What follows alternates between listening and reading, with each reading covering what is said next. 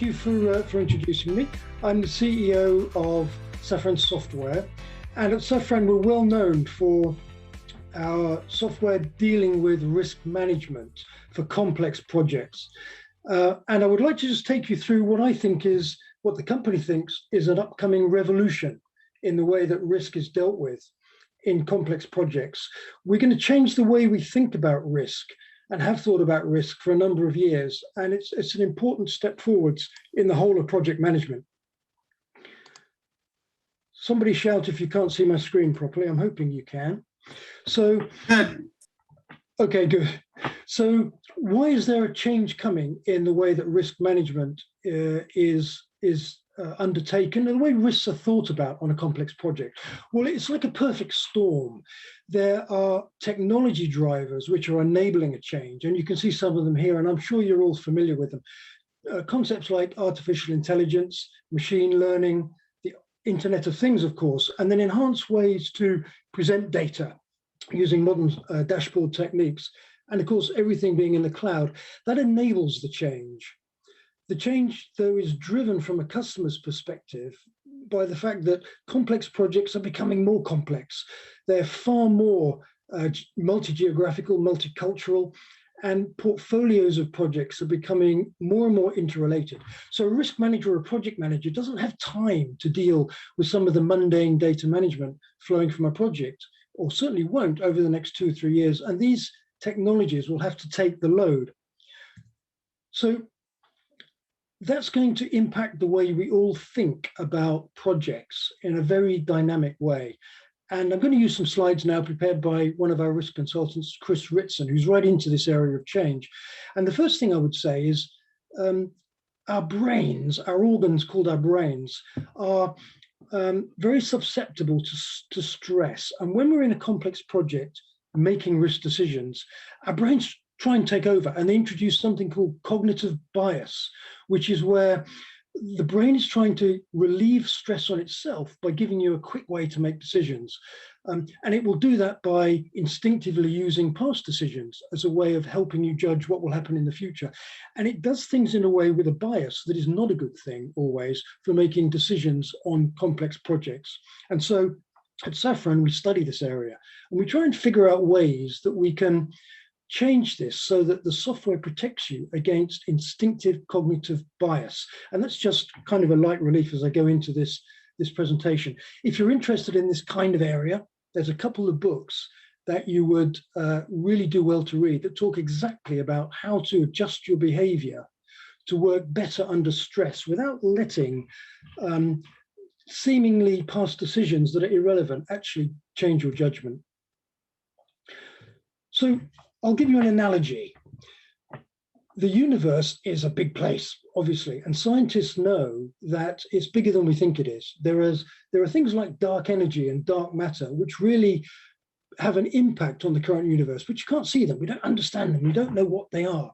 And so the universe in the middle, the one that we can identify with regular matter in it, that universe behaves in a way we don't understand necessarily and impacts stars, galaxies, dust and gas. Now, this is a very worthwhile analogy. When you start to think about project plans, contracts, work, they seem a million miles away from the universe. But because of cognitive bias, these areas, these things we deal with every day, are subject to stresses and strains and impacts that we don't really understand. What exactly do I mean by that? I mean past decisions, which we understand kind of, and we can map and document. They do affect, through our experience, the way we manage risks on a project. And future decisions are extremely interesting. Who knows what is going to happen in the future? But we have to somehow allow for that in our present decision making. How do we do that? Well, we do document past decisions, and we try and use that understanding to eliminate the bias, that instinctive reaction to the same thing happening in the future gives us. But what about future decisions? They are extremely hard to measure. And the impact on work, contract, and plans is very hard. So using technologies like AI and machine learning can accurately look at what's happened in the past, accurately predict what's happening in the future, far more than our overstressed brains can, which are trying to cope in a way that we don't even now fully understand. So what does this mean? Well, if I was to oversimplify things, we can view a project's current risk exposure as being a measure of the performance of collective decision-making and our ability to execute those decisions up to the present. It's something that we inherit from our former selves and stakeholders, and we're forced to deal with it through the mechanism of future decisions. The only way we can affect a project is through future decisions. So if I reflect on what would be considered normal project risk management practice, my first observation is that modern ERM systems, enterprise risk management systems, can't deal with it. They're based around the concept of key performance indicators. And a key performance indicator is something which really looks at the past, but it looks at measuring every single risk you can possibly think of on a project.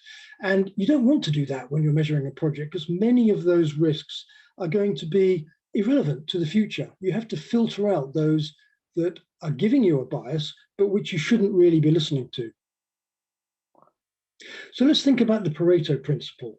For the majority of risks captured on a typical risk register, you can afford to ignore them. They're trivial. They don't really have an impact. They're there because of countless decisions made in the past that may have no bearing on the future at all. And those hundreds of trivial tasks, they're a bit like cosmic background radiation in your universe, which has an impact, but it's not an impact that you can affect. It's just something that you have to live with, and you don't want to let it formulate any future decisions for you. So let's have a think about behavioral science. Now, this is where it really gets interesting. So you're a risk manager, you're working on a complex project, you have lots and lots of biases and previous experiences that you're trying to eliminate from your behavior. But at the same time, you're a human being and you're influenced by things that are happening to you in your workplace. The link between other people's behavior around you, team members on the project, for example, and your stakeholders will have a big impact on how you behave. And increasingly, because meetings are virtual and interaction is virtual, more and more you'll be reacting to digital stimulus in virtual meetings, just like this one. And all of these things will combine to encourage certain behaviors, discourage certain behaviors, and generally get in the way. Now, let's have a think about what people actually want when they're working together on a project. What are the customers of your project? Well, a customer, first of all, is usually a very unreasonable person who just want value for money, and they want full mandatory compliance across every aspect of the project. Stakeholders in your company and your project, they want to be completely considered and all of their sensitivities to be prioritized in a very unreasonable way. And delivery partners, they simply want paying an awful lot of money for doing something that is actually fairly easy. So I'm being a little cynical, but the point I'm making is that every stakeholder in a project has their own agenda and their own needs. And as they deliver a project, each of these individuals will find that the decision-making is skewed in favor of one or two collaborators in this Venn diagram, depending on who has the most influence. Now, this will create problems with decision-making. It will stop data and decisions being made equally between all those parties. So what are we going to do about that? Well, that's partly Safran's job. We need software that will understand all of these biases, all of these hidden agendas, and will work together to try and equal them out and make decisions reliable. Now, given the current crop of ERM and GRC systems that don't do these things, at Safran, we've sat down and we really thought carefully about how we can do that, create software that uses AI, uses machine learning, and tries to do a lot of the work on behalf of the risk and project manager, but keep them accurate in terms of their future decisions, which is what is really important about managing a complex project. So we've produced this tool called Safran Risk Manager, which is brand new. We haven't sold it yet. It's only been out a couple of months, and it captures exactly the concepts that we're talking about, disseminating risk management as a process equally throughout an organization. So every team member in an organization can think sensibly and carefully about the risk intellectual property that the projects run by that company and by those stakeholders are all about. Safran Risk Manager is one product in a portfolio of products that form our project control software. That basically is it, Phil. I just wanted to introduce the concept of behavioral science and the way that modern technology can actually help humans make decisions by removing cognitive bias. And a little bit of sales pitch on the end for the fact that we've got a product that is starting to do that.